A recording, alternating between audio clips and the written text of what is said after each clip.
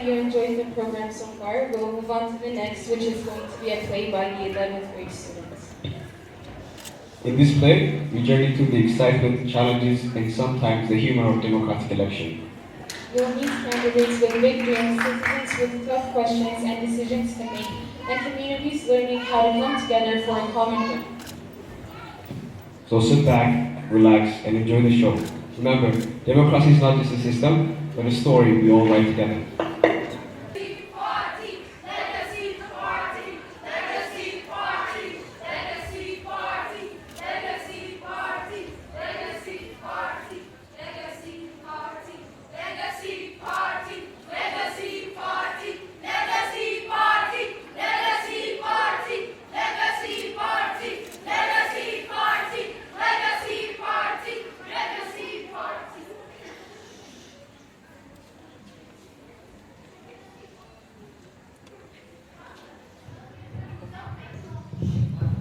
Thank you. Thank you, everybody. Thank you. Well, we've been on this road together for the past 5 years, and I cannot tell you how honored I feel because I've traveled with you.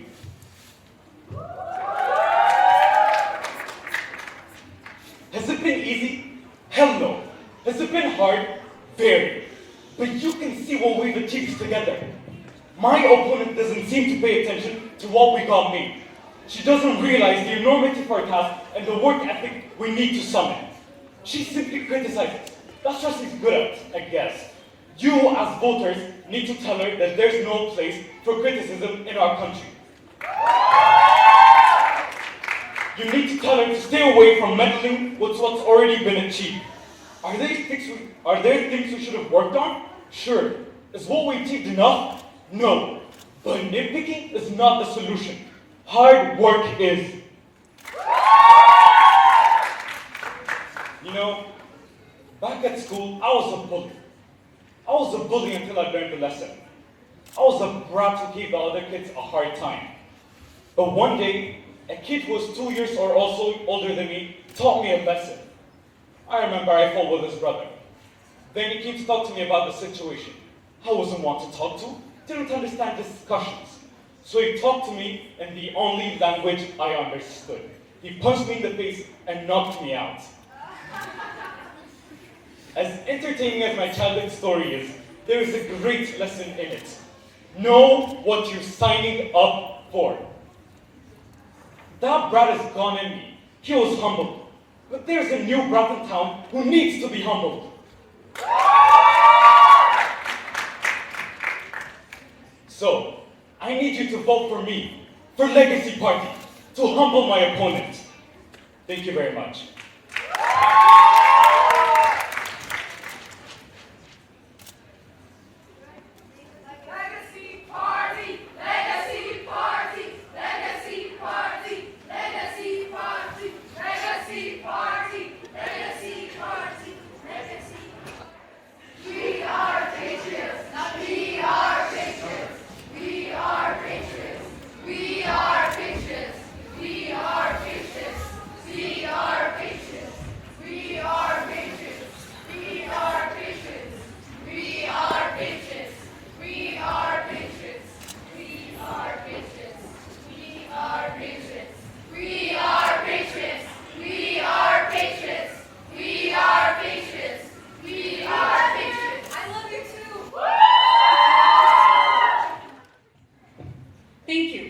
Thank you, everybody. We've been campaigning for months now, and we've heard all kinds of attacks from the incumbent. Let me take a high road and stay silent this time, because deep inside, that is not what you want to hear. You don't want to hear our back and forth. What you want to hear instead is what I'm capable of, and where in your life I could be assistance of. That's it. I don't care if I lose the election. Many that came before me have lost, because people fail to understand them. But this is how I want to lose. I want everybody to understand what I propose as thoroughly as possible. And then you make your choice. I keep my head down and accept the outcome, because when the people speak, it is not a loss, opposed to what the incumbent thinks. It is a message. I don't like to respond to the president's jibber-jabber, but but what he said about my criticism of his administration is embarrassing. My fellow citizens, presidency is not where you play a dodgeball. It is serious and messy at times. You will be criticized 24/7. So my message to the president is don't be a chicken and accept it. When I become president, criticize me all you want. Journalists, the media, it is all yours. I will listen to you, especially when we disagree. My team and I have plans that can significantly make a difference in our country. But if you're not on board with us, we cannot bring the change that we seek. Your complaint will continue. Your suffering will continue. This is not fear-mongering. This is not drill either. This is reality. We must work hard for the change we need, and this wouldn't be possible without you. In this election, you will make a decision that you'll be proud of, or a decision that you'll be embarrassed about. The question is, do you want a better life for you and your children? If so, vote for me and vote for Patriot Party. Thank you. Thank you, buddy. God bless you and God bless our country, Ethiopia. We are patriots. We are patriots. We are patriots. We are patriots. We are patriots. We are patriots. We are patriots. We are patriots. We are patriots. We are patriots. We are patriots. Look, I don't know what you did to the people, but they clearly hate us. Listen, I'm with my campaign manager now, and I got lots to talk to him about this. I got lots to talk to him about this. We gave you the responsibility to handle the media, but you messed up. You know what? You're fired. Are you happy? What did you say? Doesn't matter anymore. The damage is done. I told you to find another PR officer, but you didn't listen, as usual. I'm sorry, I didn't hear you mention ongoing the voice. That guy's a complete idiot. I don't know where you found him. Sorry, Mr. President. Look, if we don't do something about this, we're gonna lose the race. We might as well concede. Not yet. Sir, I know we're winning, no matter what. Don't be delusional. Do your job. Sir, I know we're winning. I have a way. A way? Sure, Do tell. it will be the smoking gun, so to speak. The party will be good for good, and nobody will ever trust them again. Blah, blah, blah. I need actions now. Sir, I have information about the candidate. A couple weeks ago, I hired a private investigator to find some judgment. Turns out, she's not who she says she is. 15 years ago, she was arrested for drunk driving. And just 5 years ago, she was arrested for knocking somebody's teeth out in a bar. Okay. How do you want to use this? We have to let the people know that this candidate is a liar, not to mention unpredictable. We must exclusively let them know that this candidate is an alcoholic and does not belong in a palace but a rehab center. Looks like we're cooking now. Hell yeah. Take some more if you have to. I want her to feel so embarrassed that she drops out of the race. Well, in that case, whoever replaces her, they clearly don't stand a chance. That's right. We must go now. The chopper's landed. We've got a big debate tomorrow. Take some rest. Sure, let's go.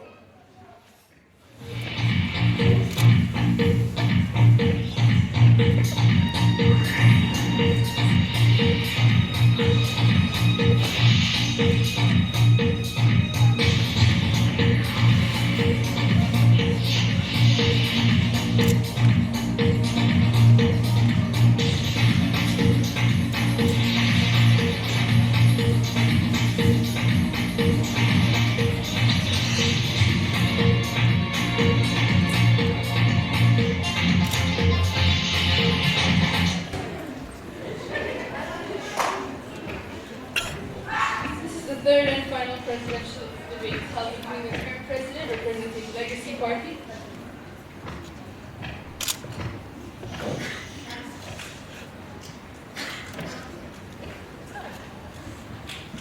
This is the third and final.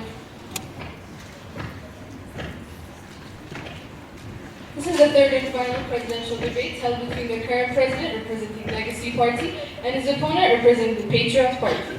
This is brought to you by your reliable information source, Yeneta. We believe it's not bullets but ballot that makes the real difference.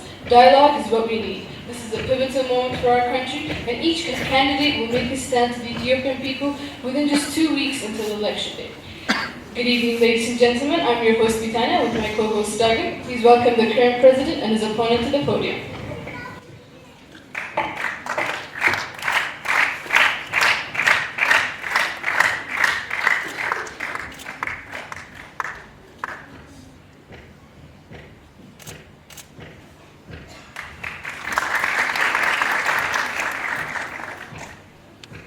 Thank you both for coming. Here are the rules for this debate. This debate revolves around the economy, infrastructure, and education. Please avoid verbal attacks and name calls. We'd also appreciate it if you stay on topic.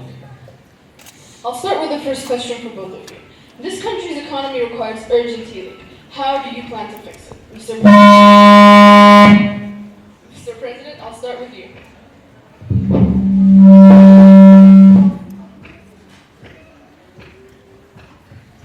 We're working on the economy.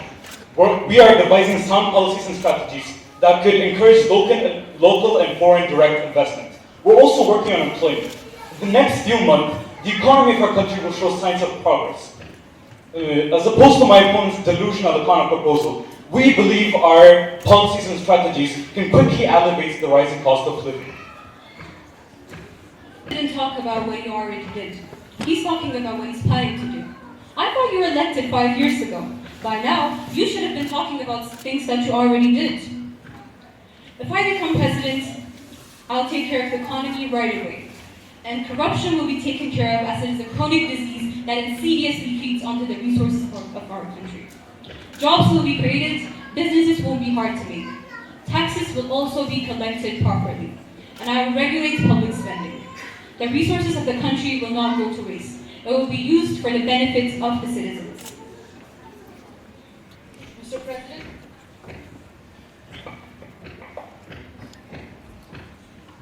The Ethiopian people won't buy your word salad. We all know you're con artists. Mr. President, please. You talk about waste. You spend your fortune on drinks. Look at what you did a few years back. You were arrested for knocking someone's teeth out in a bar. Let alone the economy of our country, you couldn't control your money. You couldn't even control yourself. I want the Ethiopian people to know that you cannot be relied upon. Your response, ma'am. Mr. President, you are better than this. This is not about me. This is about your plans to fix the economy of the country. Get a vote by not trashing my name, but by clearly telling the Ethiopian people what you're planning to do. As far as I'm concerned, you don't have any plans. Your plans is to dig as much dirt as possible about me and make me look bad in the eyes of the public. Of course I had a bad past. Of course I made mistakes. But none of it is as big as you made it out to be. I didn't knock anybody's teeth out of nothing. I'm not crazy. I did it because the guy I did it to was harassing a woman, and she justified in court. I'm not alcoholic either. 15 years ago, I was young. I was stupid, and I also made some mistakes. But if you think what I did to protect that poor woman was wrong, please, don't bother to vote for me. Thank you both. The next question is about Mr. President. I'd like to start. What have you achieved in the last 5 years and plan to achieve in the next 5 years? Infrastructure is my administration's priority. Without proper roads and housing, it won't be easy for citizens to go on about their day-to-day businesses. My administration allocates over $1 billion for housing projects. We're also working on roads and bridges. Our party's primary target is to make it easy for citizens to go anywhere in the country and do what they want to do. Indeed, the incumbent is working on bridges, roads, and also housings. But it is not being handled properly. In addition to handling them and finishing them up, me and my team are planning to have interregional railways so that citizens in the country could go anywhere in the country without having to worry about transportation at all. Finally, the question about education. Mr. President, what have you achieved and plan to achieve within the education sector? We have brought perceptible change in that sector, and we will continue working even harder. We've made sure that no child above the age of 4 stays at home. We have indeed a lot more to do, but I'm proud of what we've been able to achieve in the last 5 years. Ma'am. We cannot think of a nation without education. We cannot be what we want to be just because we want it to be. We need to work for it. And for that, we need well-educated and well-informed citizens. Yes, it is important to send kids to school, but that alone doesn't help. We need to work on the quality of our education. Yes, the incumbent is indeed working on expanding universities across the country, but it is devoid of quality that we promise to guarantee. Thank you. Finally, a question about, since this is your final debate, we'll allow you to make your last words. Mr. President, I'll start with you. Thank you, my fellow citizens. You've seen what we've been able to achieve in the last 5 years, and we're still working day and night. If you don't want our efforts to be interrupted, vote for me, for Legacy Party. We will continue working. Thank you. Ma'am? Thank you. Both the incumbent and I are here to show that we are ready to serve. The question here is, who has better policies and strategies? I will guarantee you that if you vote for us, we will be providing better life for you and your children. And nothing will be interrupted, as the President just replied. But with us, it will be elevated. Vote for me and vote for Patriot Party. Change is what we need. Thank you. Thank you both for your willingness to participate in the third round. We wish you both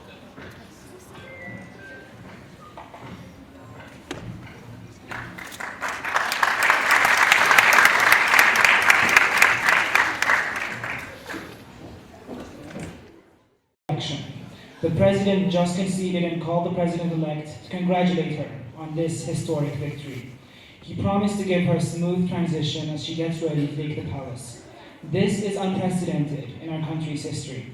We will remember this moment, for what seemed impossible is possible.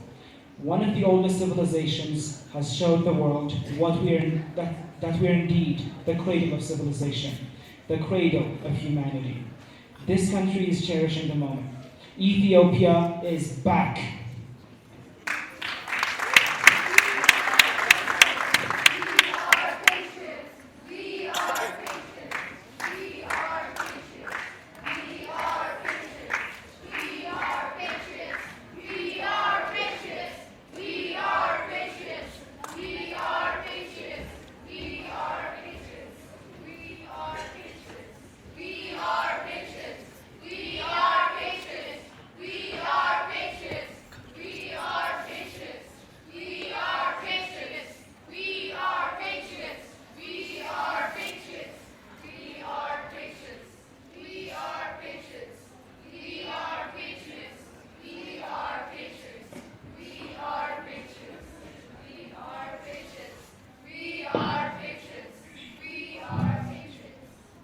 We won, everybody, we won!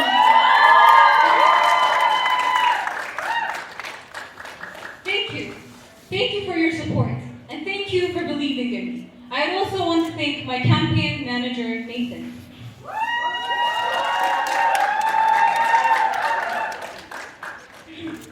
I received a call from our president, and he congratulated me on our victory. And also, he wished me a good luck in the next 5 years. I also told him how great he has been, and assured him to keep on building his legacies and his achievements.